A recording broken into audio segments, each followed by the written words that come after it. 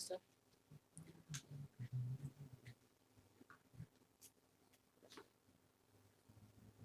Hare Krishna. So now today we're going to start reading from the third canto, first chapter of Srimad Bhagavatam. And today's section is from verses 1 to 24. This is the chapter's title is Questions by Vidura. And this section is about Vidura remains on the pilgrimage and he meets Uddhava. So there are different parts to this as to why Vidura has to leave for a pilgrimage. What does Vidura do in the pilgrimage? And then how the last verse is about he finally meets Uddhava. And then the next section, which will happen in the next class, is from verses 25 to 45, is about the meeting between Vidura and Uddhava and the discussion that they have. So what we see in Srimad Bhagavatam is discussions about the Supreme Personality of Godhead between different devotees. So at one level, it is between the sages of Naimisharanya and Suta Goswami. At another level, it is between Sukadev Goswami and Parikshit Maharaj. And then at another level, it is about the conversation of Vidura with Maitreya, which forms the bulk of the third canto. So the reason we study all these things is because when great personalities are discussing the topics of Krishna, there is a lot of learning that we can get from that. And also we will see all of that today. And it's very purifying for us to see how people who are completely detached from the material conception of life, what are their activities and what do they talk about. So we will cover some of these points today. So the focus points of today's section is, the first thing is the eagerness to hear. The second thing is about Vidura's transcendental qualities. The third part is about accepting difficult situations, the contrast between Duryodhana and Vidura. And then the recommendations for a pilgrimage. And then we will end with a very beautiful shloka, which is from the 10th canto of Srimad Bhagavatam. It's very beautiful. So we will see that also. So the way I have done this presentation is that since there were 24 verses, it's going to be very hard for me to go into each verse and finish in 40 minutes. So what I've done is I've taken the concepts from this thing and I'm trying to maintain the chronological order in which the verses are there. But we just talk more about the concepts and not about each and every verse like that. I mean, I'll give you the gist of it, but won't go into the details of each and every verse so that we can get the points. So the first verse is that Sukadev Goswami, because this verse tells that after renouncing his prosperous home and entering the forest, King Vidura, the great devotee, asked this question of his grace Maitreya Rishi. So it says King Vidura is asking this question, but this again Suta Goswami is only saying this particular verse. And he's telling that, the residential house of the Pandavas was so amazing because of their great devotion to the Lord. And because they were Vaishnavas, so there was Krishna's presence throughout. And Shri Krishna personally would constantly go in and out of the house as if it were home. Sometimes he would reside there, sometimes he would interact with the people and all. But he never went to Duryodhana's house. So then basically what they are asking here is that why then did Vidura have to renounce everything and go? Because we have read in the first canto, the sages of Naimisharanya, they were given the story that when in the 13th chapter of the first canto, that Vidura came from a very long pilgrimage. And he came to deliver Dhritarashtra from the material conception of life, and so that he could come out and really live what the dharma is of a person at that particular age. So they're connecting as to why did that happen? Why did Vidura, have to leave the thing in the first place? So that is the meaning of this question. And in the purport, Prabhupada tells that it is mentioned here that the Lord identified with the house with his own self. Right? He would enter the house as if it were own. So in Radhakrishna Prabhu's class, when we were hearing, he said that anything that is used in Krishna's service becomes part of Krishna. Just like the Pandavas were using their entire life, body, mind, word, soul, their possessions, everything in the service of Krishna to help to become the Nimit Matra in re-establishing the principles of Dharma. For a mundaner, it may seem as if they were fighting that battle to gain something for themselves. But actually, they were doing it as a service to the Lord. So, Radhakrishna Prabhu told us that anything that is used in Krishna's service becomes part of Krishna.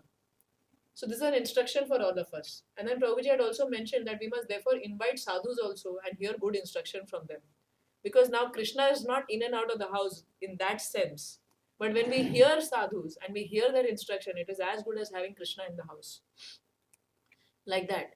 So now there is this eagerness. The second canto ended with a lot of inquiries by the sages of Naimisharanya. That what they were asking, what was inquired by Vidura and replied by Maitreya. Why did Vidura leave home? Why did he come back? And the activities during his pilgrimage, right? And then in these, so we just read first two verses of this chapter, and in verses 3 and 4, at another level, the conversation between Parikshit Maharaj and Sukadev Goswami is going on. So Parikshit Maharaj is also asking this question: where and when did this discussion between Maitreya and Vidura take place? And since Vidura was a pure devotee, his questions must be very purposeful. So please describe. So this eagerness is there in the sages of Naimisharanya and in Parikshit Maharaj. So the question is, why are they so eager to hear about Parikshit Maharaj? I mean, about Vidura, both Parikshit Maharaj and the sages of Naimisharanya. Those two classes of devotees are also very, very extremely elevated. So there's something we have to understand. Like if they are doing it, then Sato Vritti, right? We want to follow in their footsteps. So why, if they are doing it, we want to understand what mood they have and why are they doing it. So any guesses on that?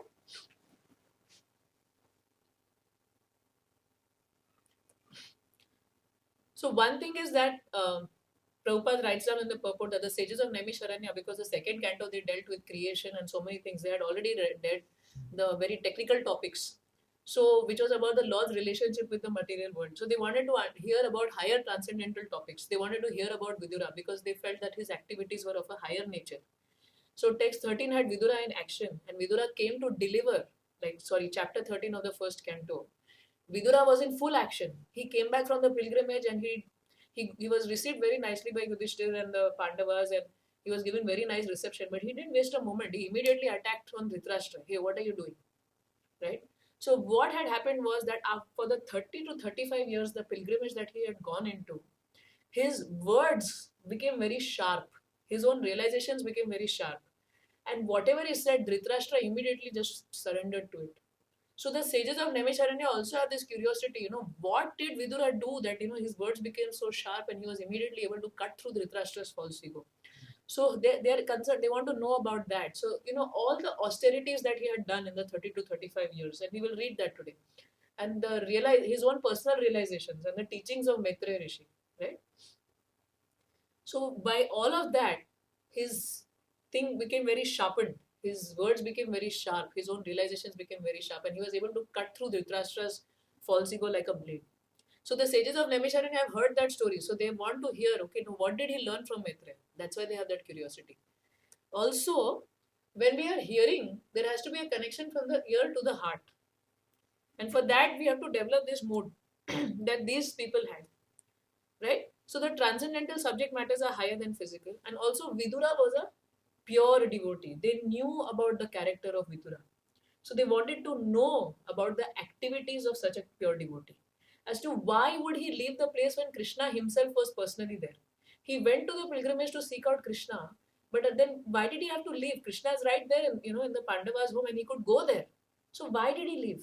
So they want to understand this thing, right? They say never try to judge the mind of a Vaishnava. Now one may think, oh, he's not a realized devotee. He left, Krishna was here, but he left.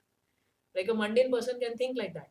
But these devotees know that no, we cannot judge the characteristics of a Vaishnava. So we have to understand, we want to understand what was it that caused Vidura to leave, because he's a pure devotee. So there must have been something that we are missing here. We want to understand that. So this Sata Vritti in Nectar of Instruction, Nectar of Instruction test 3, which is following in the footsteps of the devotees.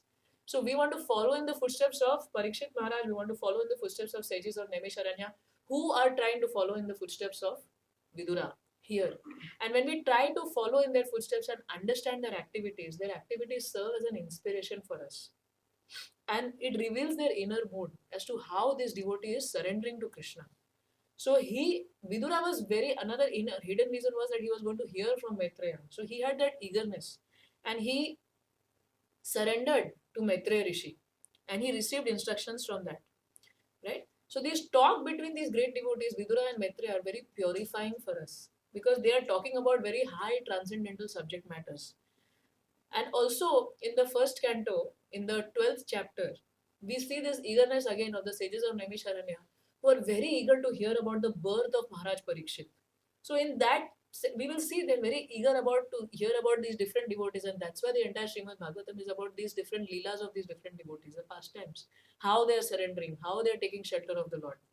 So we see that eagerness to hear about Parikshit Maharaj also, because by seeing great devotees in action, we get purified and we get the inspiration to follow in their footsteps like that. So, and Srila Prabhupada writes down that this in the first canto, 12th chapter, again, I'm referring back to that because it connects with, the pastime also connects, and what Prabhupada is mentioned over there also connects. And he says that ardent hearing from the bona fide spiritual master is the only way to receive transcendental knowledge, and that there is no need for medical performances or occult mysticism for miraculous effects. The process is simple, but only the sincere party can achieve the desired result. So, Vidura had this ardent hearing from Maitreya Rishi and ardent inquiry because he really wanted to learn about the Lord. And he knew this is the way to learn about the Lord. So that is what Prabhupada is telling all of us to follow. So then, Suta Goswami then, so now the conversation goes between Suta Goswami and the sages of Naimisharanya. And he says that Sukadev Goswami was very happy. And then because he's very experienced, and so he's very pleased by the question that King Parikshit has put. So he's feeling that he's getting an opportunity for what Rohini Priya Prabhu mentioned, Guna Aswadane. Sharing the transcendental qualities of the great devotee. And he's very pleased with Parikshit Maharaj's question. So he says, please hear the topics attentively. So when Radhakrishna Prabhu was teaching us this verse, he said that our association for other people also should be uplifting. Just like Sukadev Goswami, Parikshit Maharaj is asking a question and Sukadev Goswami is answering, because he himself is highly experienced and he himself is transcendentally realized. So Prabhuji had mentioned that our life and association also has to be beneficial when we meet others. Are we taking them up or are we dragging them down? Or even if we simply think about connecting them with Krishna, that itself becomes beneficial for them. What to speak of the effort that we will make? Just because somebody is praying on their behalf, desiring on their behalf that they become close to Krishna, then Krishna reciprocates with their desires, of such desires. So now this particular point we will cover again. This particular point of how the association, are we uplifting them or dragging them, we will cover it again in the next section because it connects with the contrast between Duryodhana and Vidura. So now Sukadev Goswami begins speaking about Vidura and why he had to leave the palace, right? Because they're asking what did he do on the pilgrimage. So, but the first thing is, why did he have to leave the palace in the first place? Because then he can build up further into the depth of the pilgrimage that Vidura had.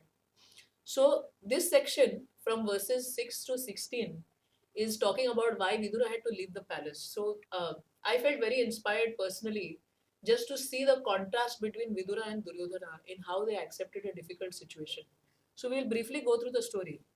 So Sukadev Goswami is telling that Dhritarashtra became very blind because he had this impious desire. And what was his need and desire? If I cannot become the king, I want to live vicariously by my son becoming the king, right? Me or my extended self. If my extended self also gets that thing, then I feel I am happy. Like yesterday, when Mataji was telling me that when Mataji is not talking to her for a year, I said, why she's not talking to you? She said, somebody told me I said something to her children she did not like, so she's not talking to me. So I said, if you heard that, you can go and say, I'm sorry you heard that, but I don't remember doing that. But if it hurt your heart, I'm really sorry. So then so anyway, that is between them what they want to do. So that lady, what I was just thinking, somebody offends my child, I get offended. Right? It's like me or my extended self. So if my child achieves something, I achieve it. So Dhritarashtra had that strong desire, and because of that need, those artificial needs of the mind that were there in him, and we all have that, he could not follow the religious principles. Right? Because that desire was so strong, he was blinded from Krishna. He could not see Krishna. He could not see Krishna. He could not understand his instructions. He could not follow the good counsel of the devotees of Krishna. And then the king, he did not, the Lakshagraha happened. He permitted them to burn the house of Lak, but Vidura protected them. Then he did not stop his son from disrobing Draupadi and insulting her in public, which is, I've become so conditioned just by, reading such difficult news items that when I read about Draupadi's this pastime also, somehow it doesn't create churning in my heart and my stomach because I've read it so many times, I've heard it so many times.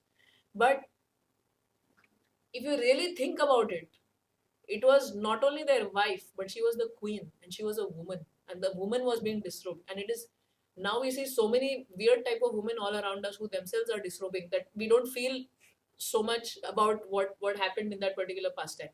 But this was a very grave offense that had happened, and Dhritarashtra, being the king, he had to take responsibility for it. He allowed his son to do that. Why? Because he thought, if I lose my son's relationship with my son, if I stop him here, then my dream of becoming the king can also stop. Or I don't know how my son will react to it. He was so attached to that desire that he could not see difference between right and wrong. And that happens to us also. And then also, then he's talking about the character of Yudhishthir, that he was defeated in the gambling match. All these things happened. Unfair match. Everything was unfair. But they still followed whatever dictation the king approved of 12 years of Vanvas and 1 year of Agyatwas. And then you did not give him his rightful share. Right? Dhritarashtra did not do that. And then, when they refused, when Duryodhan refused, I cannot even give you the 5 villages. Then, before the war, Lord Krishna goes as an emissary. Right? And he goes as an emissary. He is going and requesting. But Duryodhan cannot understand what is going on there. He cannot understand this is Lord Krishna, and because again he is fully in Tamishra, because the mode of, he is completely blinded by his own material desires. And that is something we want to be very careful about. That many times we may find ourselves doing something, right? And we may find ourselves in a difficult situation or a wrong thing we would have done. If you go back to why you did that, it was only because you were, all the time you could remember all the lectures were going on in your head. All the good counsel will come to you. You will remember all of that. But still we may go down that road because our desire is very strong for us. So then we cannot see Krishna in that moment. Something to be careful about. So when Lord Krishna came there, his whatever he was speaking was nectar for the devotees. But for Duryodhana it was like poison. Why? Because it was something that it was against his desire. So something that is against our desire, we don't want to hear, we don't want to listen. So many times it used to happen to me when I initially came to Krishna consciousness, and I used to hear Prabhupada's lectures. Whatever I understood was Prabhupada is talking about body and soul. But now when I hear about the same lectures of Prabhupada, I find deeper meaning in that. But so for me, Prabhupada's lectures were a little easy to understand because of the level of ignorance I had. I said, okay, he's talking, I'm not this body, I'm the soul. But when I would hear other lectures, somehow I would feel very uncomfortable. Because what they would say would be very against my nature. And then I would stop listening to those speakers and I would feel horrible. No, I need to hear them. But I used to feel, no, this is something that is totally against what I can do or what I want to do. And so I would feel that thing that, no, I don't want to hear, I don't want to hear. But it requires I had to cultivate that awareness. Why I'm not hearing? Why I'm only hearing, so and so, and why I'm not hearing so and so? I have to hear everyone's lectures. Right? So the Guru and devotee's instructions can seem bitter to us. That's what Radha Krishna Prabhu said. Like when we are trying to enjoy something, and then sometimes we may not take shelter of another devotee also before doing something, when we are confused. So their instruction may seem very bitter to us. What our peers are telling, what our seniors are telling, will seem very bitter to us. What our Guru is telling, or what we know, what our Gurus, Shiksha Gurus, Diksha Gurus, what they desire of us, what Prabhupada desires of us. But still we can leave all the good counsel and we cannot see Krishna in that moment because we are so overtaken by what we want to do. So something we have to cultivate this self-awareness. Yes, we are devotees of Krishna. Yes, we are part of this congregation. Yes, we are, doing a lot of services. Yes, we are hearing a lot of lectures. But what's going on internally is we have to cultivate that self-awareness for all of us. And then Vidura, when all this happened and Krishna came and all this happened, then Dhritarashtra trusted Vidura, right? And the counsel of Vidura, he would agree with it also. But then he did not have enough capacity to execute that instruction because again, he was pulled by his desires. So Vidura told him, listen, Bhima is very strong, Pandava is very strong. You have done something very, very bad to all of them. If you don't even give them what they are asking for right now, you are going to be in trouble. Moreover, Krishna is on their side. Krishna is always with them. Krishna is like part of family. Krishna is entering and leaving the house, and the Pandavas have taken full shelter of him. He's Lord Krishna. So if Lord Krishna is supporting them, the entire Yadavas will support them. And when you read in the first canto about Lord Krishna entering Dwarka, And then there is a description about how the Yadavas, the Yadus, the dynasty people, are getting up to receive Krishna. There's a one line that says over there that all of these people were as powerful as the good Lord. So that's what Vidura is trying to tell. Hey, Yadu dynasty is very powerful. If Krishna is there, Yadu dynasty is there. All the other kings will also follow because the Lord Krishna everyone has taken shelter of Lord Krishna. Moreover, your son is envious of Krishna. So he is not going to have any protection from anywhere now because he is envious of the Supreme Lord himself. And he has offended the Supreme Lord. When Krishna comes to speak over there, you know what Duryodhana says? If you read the Mahabharata, that chapter, he's telling, take him away right now. Arrest him. Right now. He can't control himself. Dhritarashtra at that time is also telling him, hey, stop. He's showing his hand, stop. Vidura is telling, Bhishma Pitama is telling, everyone is telling, but if something going against his desires, he cannot deal with it. Whether it is Lord Krishna himself, right? Now we can think, oh, Duryodhana, that is Duryodhana. No, Duryodhana is in my heart. I have to see where that Duryodhana is sitting and I have to request him to leave. Please leave. I don't know place for you. Sorry. I don't want to, as Rohini Priyamram was telling, we have to think about why do I have this distance with Krishna? Why am I so far away from Krishna? What is blocking me? I want to go further in my relationship with him. So that Duryodhana, all these personalities like Hiranyakashipu, Ravana and all, of course they existed. But they are magnified versions of what is there in our heart. Like when cartoonists make caricatures, they will magnify one particular feature. Right? For somebody, if their nose is little, it looks little different, then they'll make that nose very big.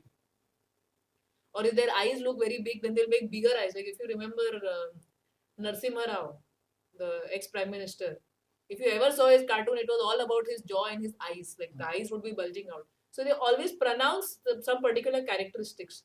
So this Duryodhana, Hiranyakashipu, Ravana, all these people are there in our heart. What we are reading in Srimad Bhagavatam is magnified version of what is in our heart. So we want to be very careful to see the similarities, however uncomfortable it may be, because I think I'm a pure devotee. How can Duryodhana be in my heart? But we have to see the similarities and in a humble mood really pray to Krishna, because this is beyond us really. So even if we identify and become aware that is 50% of this problem solved, then all we can do is chant Hare Krishna and pray to Krishna for his mercy, pray to devotees, serve the devotees, so that we can really become purified, so that we can really become a proper instrument in the hands of Guru and Krishna.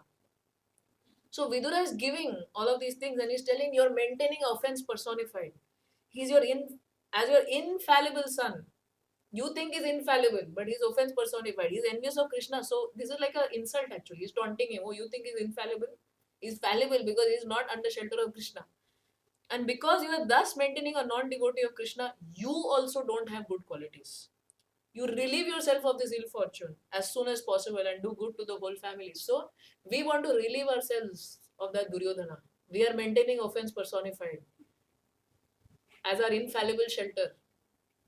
So we want to remove that from our heart, and so that we can really give ourselves 100% in service to Krishna. All these things are blocking us from expressing ourselves fully in service to Krishna. So while speaking thus, Vidura, whose personal character was esteemed, a respectable person. So Duryodhana, imagine, is so angry. What emotion is there? And he's swollen with anger and he's in the wrong company of Karna and Shakuni. So he feels very empowered. He feels he has his Guru Shakuni's empowerment to speak in that particular way. And he's the kind of things he says, son of a kept mistress, crooked that he spies in the interest of the enemy against those on whose support he has grown up. Toss him out of the palace immediately and leave him only with his breath. So basically he's telling, whip him, beat him up, so that he can only breathe. That's all he can do. He can't do anything else. Right? So this is how offensive Duryodhana becomes. And Vidura, he hears all that. So he is pierced by arrows through his ears and afflicted to the core of his heart. Vidura placed his bow on the door and quit his brother's palace. He was not sorry, for he considered the acts of the external energy to be supreme. So Vidura was pained. He was hurt. He was affected. But he did not act out of that hurt. He acted from a higher position, and we will see that. So then Vidura places his bow on the door. Doesn't mean that he was using the bow to protect himself. He said, now nobody can protect my brother Dhritarashtra. So I don't need to carry this bow to protect him anymore. So he puts it over there. He says, because this man has decided to give up his life. He's decided to, go for his own ruination. I have given him good counsel. I've been giving him good counsel, and nobody can protect him unless he takes shelter of Krishna and he realizes. So he puts his bow and he leaves. And he's not feeling sorry. Of course, he was hurt by what Duryodhana said. But he's not caught up. Oh no, how dare he said this to me? I'm going to show him. That's how I can get. But he's not thinking like that. He's like, yeah, this I'm really hurt. Very unfortunate. But okay, what can I do? This is Krishna's desire. So we will now see the contrast between Duryodhana and Vidura. Another point Radhakrishna Prabhu mentioned here was that friendship breaks down if it is based upon sense gratification. If it is about what I can get from you and what you can get from me, the number 69, in Roman numerals, it's like the 6 is scratching the head of number 9 and 9 is scratching the back of number 6, right? Okay, then we can coexist, right? We may think, no, I'm not desiring anything, it's okay, I don't need anything from that devotee. No, we all have needs at the subtle level that relationships become based on sense gratification. But Prabhuji was mentioning that if friendships between all of us is based on spiritual principles, then it can go on. Because then you're not thinking about, oh, this person is saying this, I will lose this particular thing because if I have to follow what this person is telling. Right? If we are attached to these things. But if we are attached based on spiritual principles, then we will value what each person is telling us. Like that. So now I want to show you the contrast between the reaction of Duryodhana and Vidura. So Duryodhana, envious, offensive to Krishna and his devotees. He was attached to wealth and power. He was in the bad association of Shakuni and Karna. So this is what happens. When we have desires, we are in the association of people who have similar level and similar desires. We don't try to seek out higher association because in the subconscious mind we have already calculated everything. If I go to this person, I have to give up these things, so we don't want to go also. So this is what Duryodhana was. On the other hand, Vidura was a well-wisher of everyone. He was a devotee of Krishna and his devotees. He was attached to the service of Krishna and the devotees, and he was actually the real well-wisher of Duryodhana. Vidura's love for Duryodhana was much, much, much more than Dhritarashtra's love for Duryodhana. Because Dhritarashtra was using Duryodhana to satisfy his senses. And this is what the love that we just discussed, that the relationships are based on sense gratification. But here Vidura's love for Duryodhana was based on spiritual principles, and therefore he could give him good counsel in a detached way. So here we see when Duryodhana felt threatened, he became very fearful. He thought, what if somebody listens to Vidura? What if my father listens to Vidura? What if Bhishma? What if everyone overpowers me? Okay, best thing is just throw him out. I'm the Yuvraj. I'll use my powers, throw this man out, right? So he couldn't handle that fear. So that fear usually becomes into anger. Most of the time when we are angry, we are usually fearful of something. Or we're in some panic or some anxiety. So that picture I had to make it very small, but that's a fear thing. At the bottom there is fear. It comes out as a volcano of anger. Actually, all anger is related to some fear and helplessness. So Duryodhana is helpless. So then he gets angry, and because anger seems like a very powerful emotion, right? And then in that particular purport, the last paragraph, that purport that we read, Kartaham iti manyate, right? So Duryodhana thought he's the doer of everything. He thought by throwing Vidura out, he can control his fate. He thought only if Vidura is there, I will not be able to, do what I want to do. So let's throw Vidura out. So that is a thing where person can think, I am in control of my fate, my destiny. Right? People have heard so many things. Birth is not in my hands, death is not in my hands. My life is in my hands, so I'll live it to the fullest. Yeah, we also said that birth is not in your hands, death is not in your hands. Your life is in your hands, so please live a meaningful life in service to Krishna. But they think in terms of let me control whatever I can control. That is the essence of what they're saying. Right? He was influenced by the external energy. But here when you see Vidura, he is also in a difficult situation. He has heard some very sharp words. Right? It's an unfavorable situation for Vidura, just like that was unfavorable situation for Duryodhana. So he is pained. But if you notice, the pain is below. He is not acting out of the pain. The pain is not a part of the main arrow. He's feeling the pain, but that is on the side. That emotion is there. It's not that the devotee does not feel emotion. He's feeling that emotion, but he's not acting out of the pain to retaliate back to Duryodhana. Oh, my position was hurt. Oh, how could you do this to me? Oh, I'm your uncle. How you can speak to me like this? He's not acting out of any of that. He understands, okay, done. This guy is done. I can't say anything more to him. So he just says, okay, this is accepting of the mercy. So the same situation Duryodhana, that same situation, that shloka, Duryodhana was under the control of the external energy. But in the same situation, Vidura was under the protection of the Devam Prakriti Ashrita. He was under the protection, not even control. He was under the protection of the internal energy. So he accepts it as a mercy and he leaves. So he accepts as arrangement by internal energy of the Lord. Now Duryodhana is so angry because he cannot leave the opulence of being a king. But here Vidura, he just leaves everything. He leaves his bow also.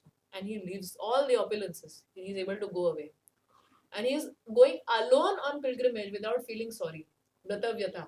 Why without feeling sorry? Because he understands this is the arrangement of the Lord. So he's not thinking, oh no, how dare he speak to me like this? My brother did not stand up for me. This person did not stand up for me. He said, all this happens to me, right? But Vidura, it's not happening. And we will also see why.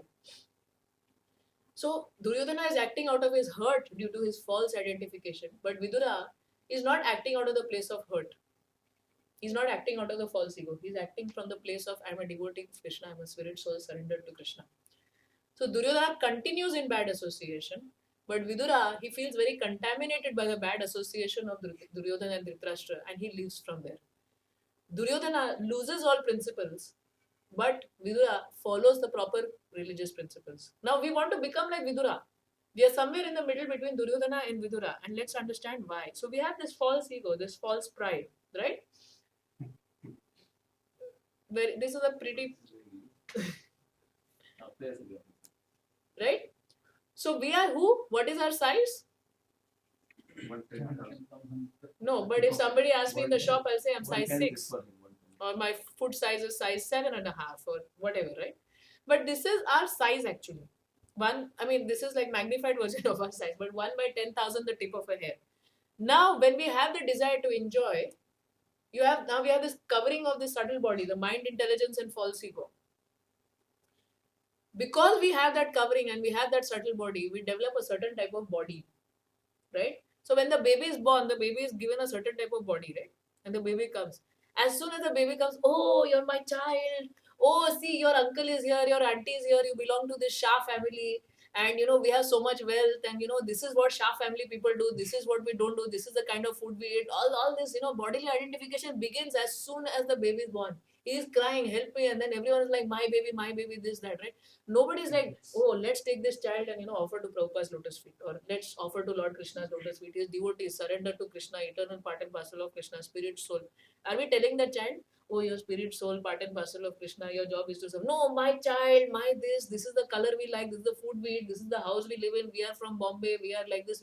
So much bodily false identification starts just as soon as we get the body.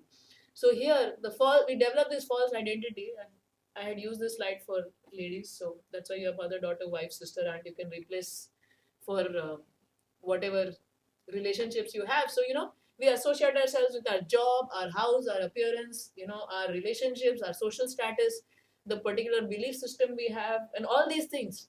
And in each place we get hurt. Somebody does something at our job, we identify with the job so much, we get hurt over there. Somebody in our house, something breaks, it's as if part of my body broke, right? Something happens to my appearance, like everyone, like I burnt myself, so everyone asking me, how come, what happened to you and all. So like I burnt myself, but I'm so concerned, one gray hair is coming, I'm losing hair, or I burnt myself, and also it's so much concern is there, I can feel that thing, every time anyway. And then these relationships, my child did not talk to me like this, or my brother is not doing this to me, or my husband, because I'm so and so's wife, so and so my husband should do this for me and that for me, right? All this is caught up in so much bodily identification, right? So many expectations we develop in each of these false identities. So now this false identity that we develop is very temporary actually, and it's entangling. Temporary because one day you are the top performer at work and the next day they fire you. Right? I still can't get over the fact that the founder of Groupon was Andrew Mason. He was the founder of this great concept, Groupon, to help people in their sense gratification. Right? Everyone is like Groupon. Now, then he was a founder of Groupon, he made some money and all, then they had a board and everything. And he was the CEO. Right? Who is he? He's the founder of Groupon. But when the company tanked, who was fired? Andrew Mason was fired. I can't get over this concept actually. So this is what happens. One day he will feel, wow, I'm so and so, and the other day you're like, get out of the company, right? So your sense of self keeps bouncing up and down like a ping pong ball. This is what happens. One day you're up, one day you're down. One day you're up, one day you're down. So Duryodhana, one day is very happy, oh, I'm winning, I'm the winner, and all. The other day is like, oh no, what happened? Why is Vidura speaking like this? I want him out of the kingdom. Right? So this is what happens. There is so much fear, and you're entangled in your own web. Now, what is real pride? To be a servant of Krishna. So how do the different people? So somebody is identifying with the body, and somebody is identifying with the position of the soul. I am this body, false pride, service to one's own false sense of self, and that brings about insecurity, anxiousness, and enviousness. But on the other hand, somebody who goes on the platform of spirit soul, that is the real pride. Our pride is in, oh wow, how glorious Krishna is. Oh, how glorious Krishna is that he has created this wonderful creation. Oh, how glorious Krishna is that he could kill so many demons, but actually he was delivering them. Oh, how glorious Krishna is. Aho Bakiyam, right? We all are trying to memorize that verse, Putana. That he is, giving the position of somebody like, who came to kill him, the position of a mother. How? So our pride comes from that. How glorious Prabhupada is. Not, I am so glorious because I'm part of this movement. No, how glorious Prabhupada is. I'm so fortunate. That is our real pride. So in that sense, then you become secure, satisfied, and blissful. So that is what was Duryodhana's problem. This is what is where Vidura is situated. So we have to understand what is that identification, and gradually we have to come out of it. So after all this, now Vidura is leaving the palace, right? What are his activities when he is leaving the palace? So that is from verse 17 to 24. I have put all the verses in the appendix. So there are two different things that come from this discussion from verses 17 to 24. And one of them is Vidura's transcendental qualities, right? Gunaswadane. That is what Rani Prabhu has been telling. We want to speak and glorify the transcendental qualities of the devotees so that we can also get inspiration to develop them and follow in their footsteps. So, taste for glorification, right? So, and guna aswadane means you're relishing that thing, you're speaking, right? So Vidura's transcendental qualities, and the second part is how to take a pilgrimage, because Vidura followed certain things when he was in a pilgrimage. So Prabhupada brings that about very nicely. So Vidura's humility, that's one thing comes about. So the sages are basically asking a question: why Krishna was there? Why did he have to leave? Duryodhana said this, he could have immediately gone to Krishna and taken shelter of him and said, now I'm going to help you and be on your side, and I'm your devotee. Right? Devotee's desire is to be with Krishna, so he got a chance. He's not bound by duty anymore because the Yuvraj only asked him to leave, so he can go and be with Krishna. But no, he does not do that because his humility is such. He's thinking, I am contaminated by all this bad association. So many times all this time I have been with Dhritarashtra and Duryodhana, and I'm seeing how they are conniving, how they are planning and doing so many wrong things, and by their association I have become contaminated. So he is feeling somewhere, but just by being with them and serving like that, I have lost my piety. Now what is a piety? He is not talking about, see, he had a high birth, he was Vyasadev's son, okay, he was Dasiputra, he was Vyasadev's son, he was in opulence, he was very sound, his advice and counsel everyone valued, but he is not considering, and those are results of piety. But he's not thinking, I have lost my results, so I've lost my piety considering those things, because one may think, oh, he's pious, that's why he has all those things. He's thinking, I'm so contaminated. I need to clean myself up so that I can become offerable to Krishna again. Right? So he went on a pilgrimage to achieve greater piety and advance nearer to God. And that is the heart of a devotee. The heart of a devotee is always wants to go closer and closer to Krishna. Always making an attempt to go closer to Krishna, not just stuck up in how many rounds I'm chanting and all those things. Of course, that is done, but with a sincere desire to go closer to Krishna.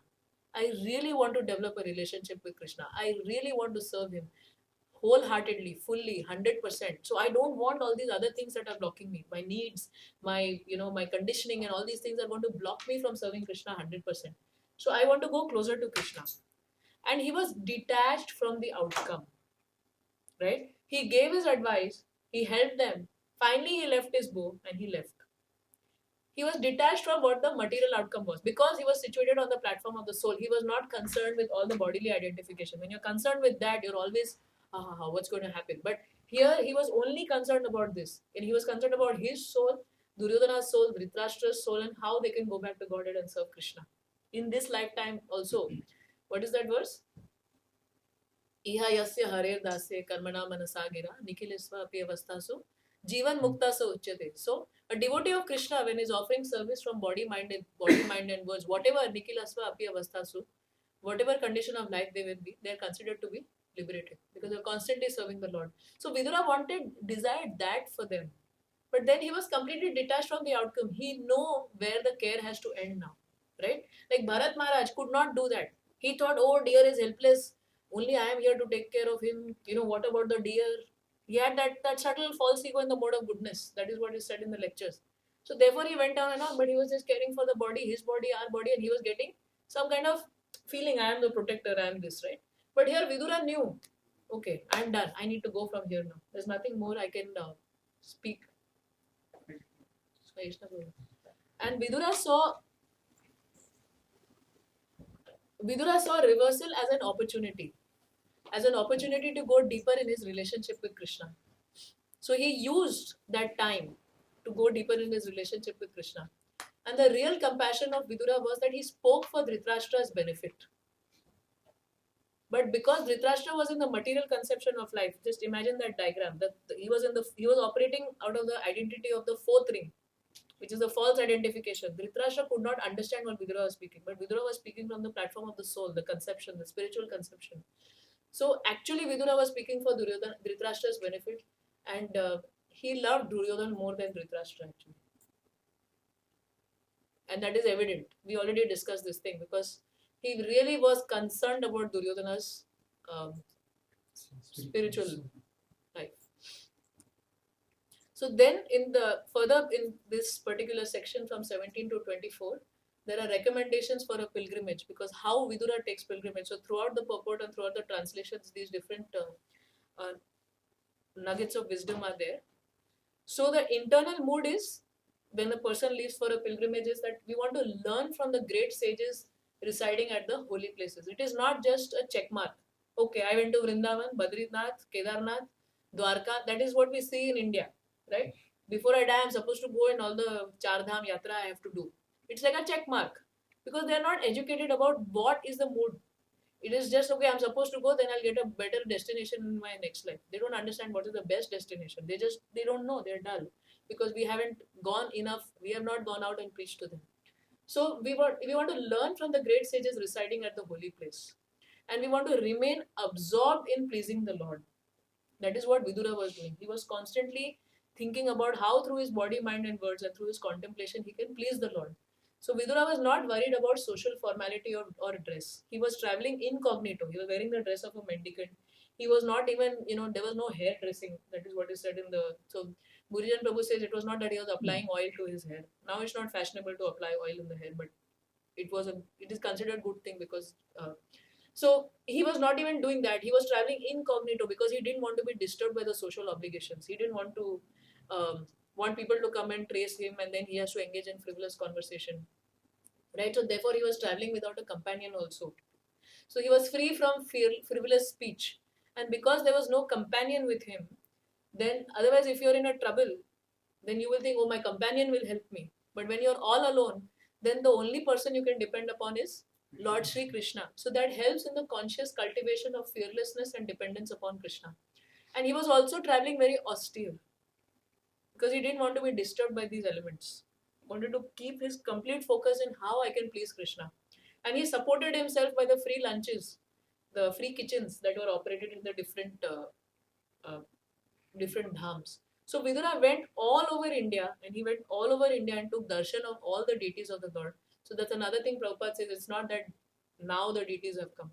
The deity worship was always there. So Prabhupada in the purport to text 17, he says, one cannot be 100% devoted to the Lord unless and until he is completely free from all effects of sin. So that is what Vidura knew. When we discussed that he felt he did not have enough piety to associate with Lord Krishna. So he knew this thing, that because of this contamination that I have by association of Dhritarashtra and Duryodhana, I am not completely free from the effects of sin. So I need to purify myself. I need to go deeper in my relationship with the Lord. And then there is also the worship of Archa Vigraha that Prabhupada has stressed a lot in all the purports and even in the texts it has been mentioned. And the different Prabhupada has mentioned all the different Archa Vigrahas that have been there from time immemorial, and the importance of why we should worship them. So the Lord is transcendental to our mundane senses. Kunti Devi says, Maya Javani Kachana Magnya Dhukshajam Avyayam Na Lakshase Mudadrishe Nato Natya Dharo Yatha. So she mentions 3 points in that. That we cannot see the Lord. Right? Duryodhana could not see the Lord. He could not hear the instructions of the Lord, even if the Lord was present before him. So we are also like that. And why she gives 3 points? Maya Javani Kachana. There is this deluding curtain of Maya. And then she says, Agnya Adhukshajam Avyayam. We are ignorant. We are covered in this ignorance. And then she also says Adhokshaja. So the very nice explanation of Adhokshaja that Prabhupada gives is that, like, just from in English we have all the different literatures that have been compiled are all bound between the alphabets A to Z. Whatever books have been written, whatever has been spoken, everything is bound between those alphabets A to Z. So in Sanskrit also, Prabhupada mentions that from A to Aksha, the Ksha, that is the alphabet. So he's telling that all the literature and all the mental speculation and everything is there between those particular alphabets. So what he's telling is that just by studying like that, you cannot understand the Lord. So the Lord is beyond your senses. And another thing of the word Adhokshaja is that Aksha means the senses, Akshaja means the senses. So and Adha means to go down. If you're trying to understand the Lord by your senses, then you're only going to go down. So that's why the Lord is Adhokshaja. He's beyond the purview of our senses. So she's telling, deluding curtain of Maya, he's beyond the purview of our senses. And what was the third point? Na lakshase mudha drishe. So we are fools. We don't understand. Because there, when she says this particular shloka, everyone is seeing the Lord is over here. And then everyone is seeing that he goes and protects the child in Uttara's womb. And then he's within us, he's everywhere, he's in my heart everywhere. So she's telling, still we cannot see him. And then Prabhupada writes in that purport that means Kunti Devi can see the Lord. That's why she's explaining all this. So the Archa Murti is the Lord himself, and it is his kindness, because we are so fallen and we are so covered, that the Lord has personally come to give us his association and to give us that darshan of him. And sometimes I feel when we go for deity worship, I just go as like, okay, I'm going to do some art. Right? Okay, I have to dress like this, I have to put this pin here, I have to paint like this, right? But I mean, I have to develop this conception that Prabhupada is explaining over here. It becomes very mundane. And it becomes like I am doing something. But this is a Lord's mercy. So every time I go for deity worship, I must think that no, this is a Lord's mercy that I am getting a chance to serve him. It is his kindness that he has come, because I am so dull, I can't understand. And I still cannot understand even when he's present before, like this. And then when there is more purity, Prabhupada writes down, in our hearts, then we understand their importance more and more. And then Prabhupada is quoting this particular verse from Chaitanya Charitamrita, that the Lord has distributed himself all over the universe just to give pleasure to the devotees and to give the common man a facility to eradicate his sins and to establish religious principles in the world. There are many verses also in Srimad Bhagavatam that talk about the power of taking darshan of the Lord, how important it is for us. And then he also mentions this point, it's Anantalinga, which is equal in potency. And the way he explains it is that the post box is not different from the postal system. So similarly, the Archa Vigraha is not different from the Lord. So here we see Vidura is going in pilgrimage to these different places. And he's doing that to cultivate his own relationship with the Lord, to get rid of the contamination that came from the bad association, and to see Krishna everywhere. So Vidura therefore could see nothing but Krishna in the different Archa forms. And ultimately, he was able to realize Krishna alone and nothing else.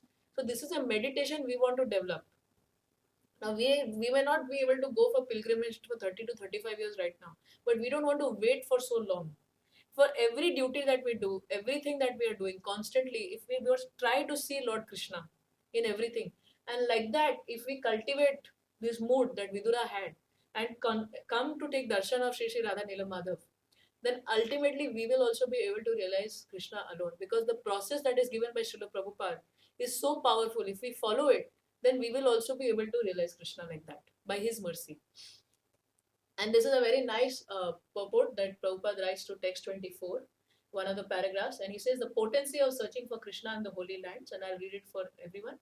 There are still many devotees of the Lord lingering there in ecstasy, that is in the holy lands, and he's specifically talking about Vrindavan, in search of Krishna and his childhood associates, the gopis. It is not that such devotees meet Krishna face to face in that tract of land, but a devotee is eagerly searching after Krishna is as good as seeing him as he's seeing him personally. How this is so cannot be explained, but it is factually realized by those who are pure devotees of the Lord. Now we cannot explain it with mundane in a mundane way. It's only a person who's realized they can understand because it requires a higher level of understanding. Philosophically, one can understand that Lord Krishna and his remembrance are on the absolute plane, and that the very idea of searching for him at Vrindavan in pure God consciousness gives more pleasure to the devotee than seeing him face to face.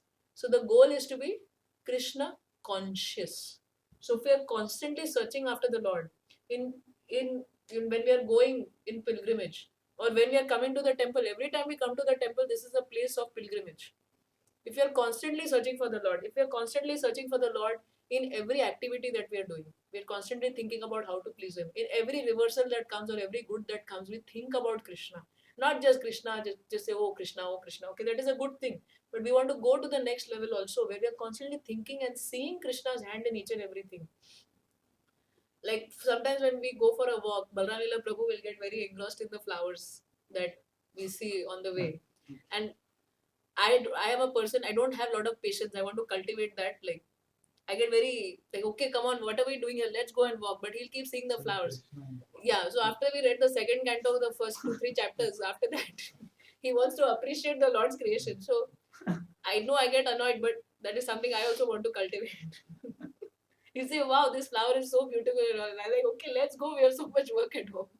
But that is Krishna consciousness. I'm thinking, oh, I have to go home and do this. But, we have to be Krishna conscious like that. So I'm not saying he's seeing Krishna, but he's trying to see Krishna. We don't know.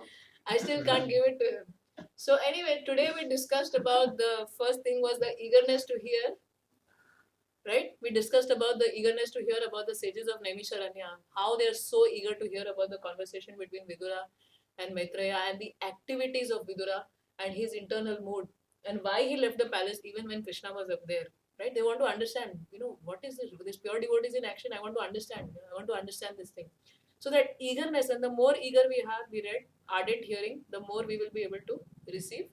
And then we read about Vidura's transcendental qualities. We read about accepting difficult situations, the contrast between Duryodhana and Vidura, and then we tried to search for Duryodhana in our heart and see how we are like Duryodhana, how we are attached to the false conception, the material conception of life. And then the recommendations for a pilgrimage and the Archa Vigraha worship. So thank you very much. Srila Prabhupada ki jai.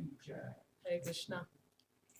So there was one shloka that I wanted to share with all of you because in the women's class we were discussing the deliverance of Trinavarta, and when I read this I got reminded of one class that Gaurang Prabhu had given in Seattle about 3 years ago. So let's chant this together. Muhurtam abhavad goshtam rajasa tamasavritam Sutam yashodhana pashyat tasmin yastavati yata. So for a moment, the whole pasturing ground was overcast with dense darkness from the dust storm, and Mother Yashoda was unable to find her son where she had placed him. So this is the pastime of Trinavarta. And if you read the Sanskrit, I just remember one part of Gaurang Prabhu's lecture, the other part I don't remember. The rest of it would be my speculation. But this Rajasa here is by big particles of dust. So when Trinavarta came, there was a lot of dust. There was a dust storm. And because of those big particles of dust, everything was tamasavratam, covered with darkness. And Sutam Yashoda na pashyat. Could not find Yashoda Mai could not see where Krishna is, where she had placed him. So we were discussing about the obstacles in Krishna consciousness in our bhakti, and when I was reading this shloka and somehow connecting with Duryodhana, so Trinavarta represents the false pride that comes from mundane scholarship, because of which we don't want to listen to anybody. So when there is false pride, Trinavarta, then there is a dust storm. So the false pride, the dust storm, then you're covered with mode of passion. because of your false pride, you have so much passion. The Rajasa, the word which is talking about the big particles of dust, actually also means Rajagun. And that's what Gaurang Prabhu had mentioned in the lecture. And then the Tamasa is covered with darkness, is you're covered with ignorance because you can't see Krishna. Right? Sutam Yashoda na Pashyat. So because of that dust storm, you can't see Krishna where you had placed him. So in the morning when we are chanting, we are requesting Krishna. We are trying to hear the holy name. Krishna is in our heart. We are trying to remember that, feel that, right? But because the moment, and it says for a moment, muhurtam, for that moment when we are covered with false pride, we are not able to see Krishna, and we are covered with the modes of passion and ignorance. Now the moment can be, somebody who can think, okay, it's like in the moment to moment every day, sometimes we are with false pride, sometimes we are trying to be like a devotee of Krishna. But this muhurtam for a moment can also mean eternity for us, which is a muhurtam for the Lord. So I just felt like sharing this with all of you today. Right. Thank you very much. And in the appendix, I put all the shlokas for all of you to see. Hare Krishna. Nice Thank you. Nice pictures and nice shlokas. Amazing. Well, I was repeating Radha Krishna Prabhu's points. No, it's very nice. The contrast between Duryodhana and Vidura. I'm very grateful that I got this opportunity because to present I have to study properly. So when I was studying properly, it affected me in some positive way, hopefully. So by your mercy, I will also be able to follow this. And Prabhuji, would you like to share anything for all of us? Your focus points are nice. Simple. Yes, Prabhu. There you said in one of the slides where you said arrow marks, and then you said the pain part was down for Vidura. So is it that Vidura was he was pained because he was unable to help Duryodhana in spite of trying so much hard? He was unable to help him. Actually, when I was hearing Burijan Prabhu's lectures and unveiling his lotus feet in the book, the only thing that has been explained is that that sharp words can really hurt very badly. Okay. So in that sense, but I also had this question that Vidura was a transcendental personality. So in my understanding is that what you are like, I also thought about this point, but I didn't present it because I did not hear it anywhere. So, but what I feel is that he was also pained that he could not help him. Yes, that's what I was thinking. Yeah. He's trying his level best, and the other person is not able to understand, not able to hear, and then he is hurting the person who is trying to help him. And this, if I go away, who is going to help him? So my understanding is that in anything we read in Srimad Bhagavatam, there is always two levels to see it. One level is like, okay, he's getting hurt, but he's not getting affected by it. But and then there is a spiritual level that he wanted to help, because in so many other pastimes also, if we read that, like say Jaya and Vijay were cursed. Now they were cursed and they had to come down, but they were coming down because they were cursed, but they were coming down because they wanted to assist in the pastimes of the Lord. So I feel there are both. So yeah, for us, both are the lessons. It can be also like a par dukhi. Devotee always think they're not able to help. So he's also dukhi. So dukh can be like a pain. But yeah, we are like para sukha dukhi and para dukha sukhi. We got understood. I think Mataji trying to put that point because we don't have we cannot see the heart, but you can go through under the guidance of senior devotees like Haridas Prabhupada, like how Vidura is trying to reciprocate on that. Pastime with the Dhritarashtra. Same time he's trying to live, and the same time he's showing his pain. Yeah. And also, I think the lesson, at least personally for me, is that if I'm getting all these emotions, I don't want to act from that emotional place, like which is because of my false ego. I want to try more and more to act from this place of I'm trying to be a servant of Krishna. So I don't understand that. Okay, let me just follow Guru's instructions. Then I will be able to act from that platform. I mean, at least I was inspired more by that thing because I am still para dukha sukhi and para sukha dukhi. Can you go to focus points? I want you to share one. Yes, probably. That's actually a good point. But that's I was thinking about this point you guys are making, that whether it's did he feel the pain just because of the sharp words? Did Is he that feel it? that he's not able to help him? No, that understandable. No, that But the help is other aspect also, that it's almost natural if somebody insults you like so starkly like that you would feel some pain. I think pain, but he's not acting on it, right? yeah. Yeah, That's the but it is difference natural between a that he person. would feel something. Although he is such a transcendental personality. But anyway, that's what's there in the purport and in Gurijan Prabhu's book and in his lecture. That sharp words can hurt you more than anything else. So I think. But he's not acting from that hurt. Yes. See, That's it is the most hurting him. important. He's affected, but he's not. Not acting. He's not like.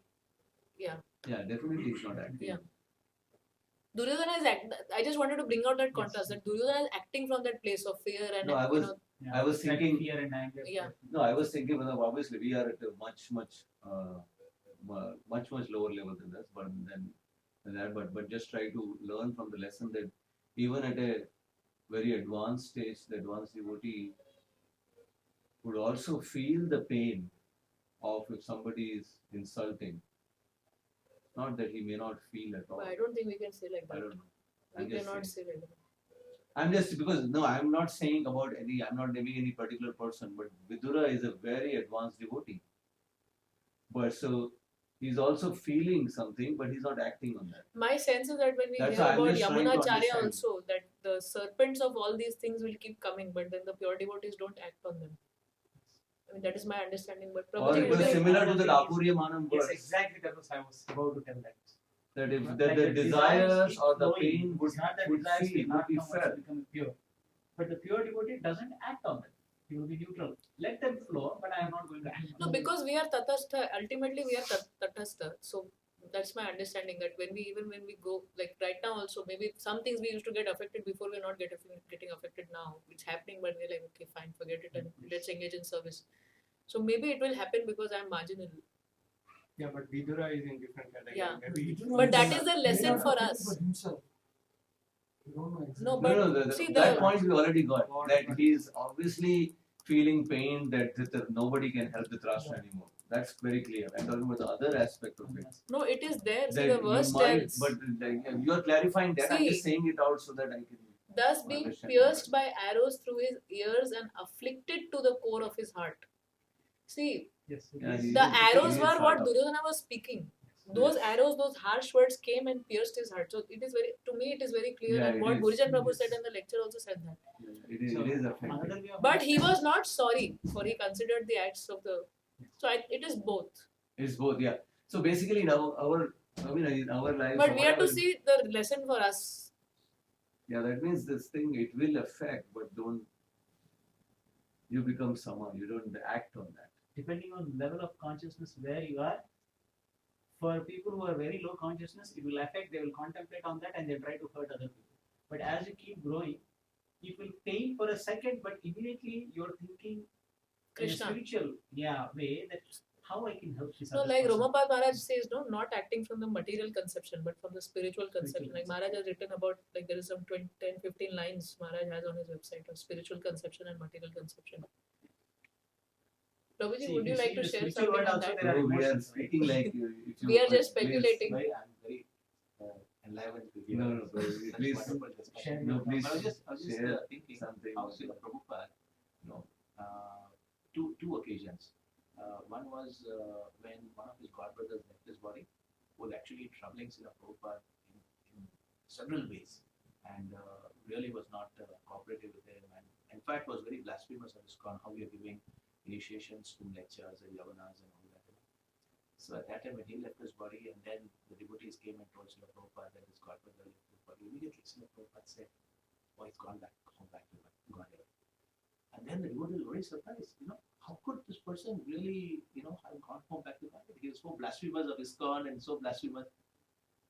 Prabhupada said that he served his spiritual master so nicely that he has gone home back to Godhead. There was one instance, where a pure devotee, how he sees, even though a person might have created so much of difficulties in his own preaching movement, but still at the time, gave a proper perspective to the whole thing to his disciples. So that his disciples should not be thinking, oh, this person has gone to, the darkest regions of hell. Yeah. The second was when Mr. Nair died. Yes. There was also another instance, which is Srila Prabhupada actually was feeling very compassionate towards him.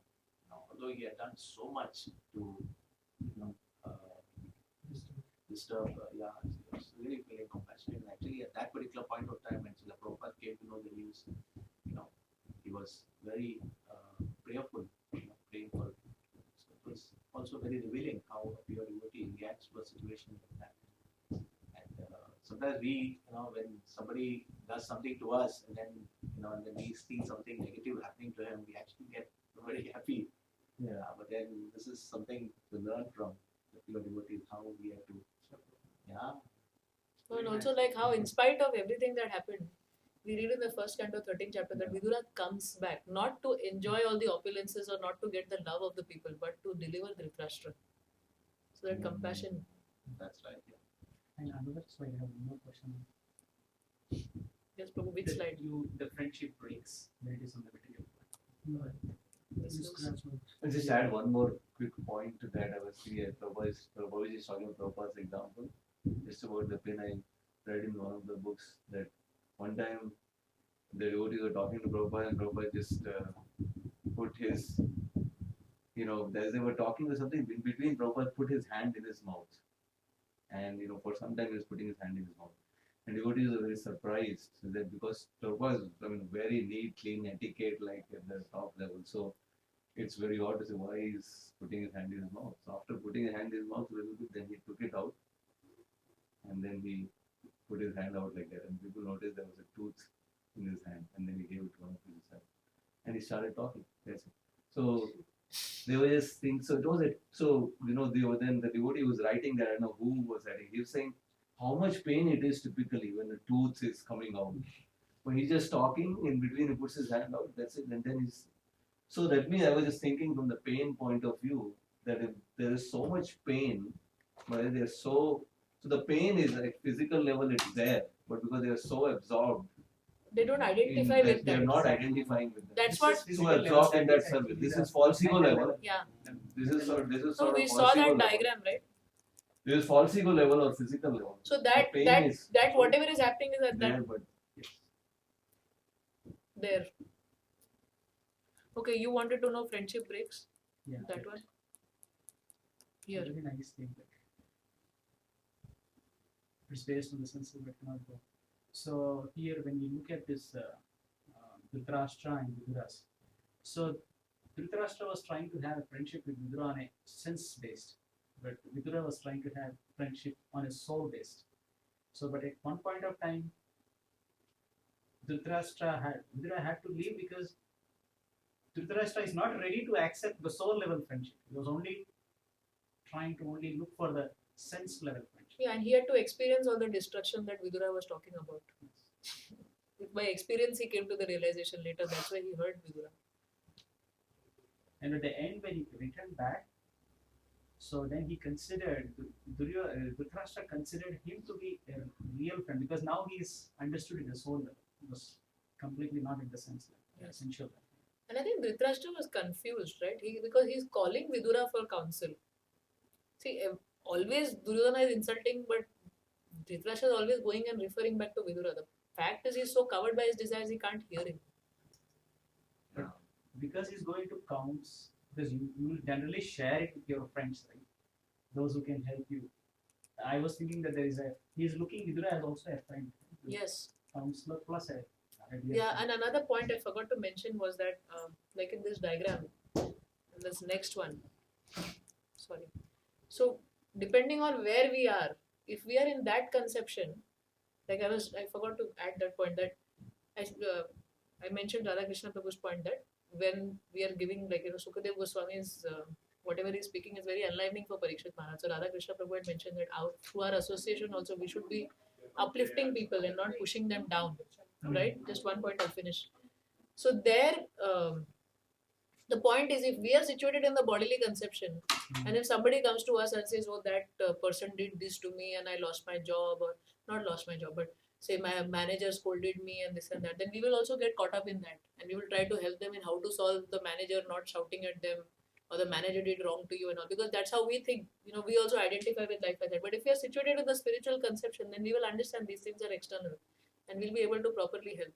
Otherwise, we'll carry whatever they are saying, and we will try to give that only. The sensual level you Yeah. trying to help, but Yeah. not at the- Yeah, so- we will be talking spiritual things, but we'll be helping at that level. So, yeah. Anyway, thank you very much. No more questions. We should begin.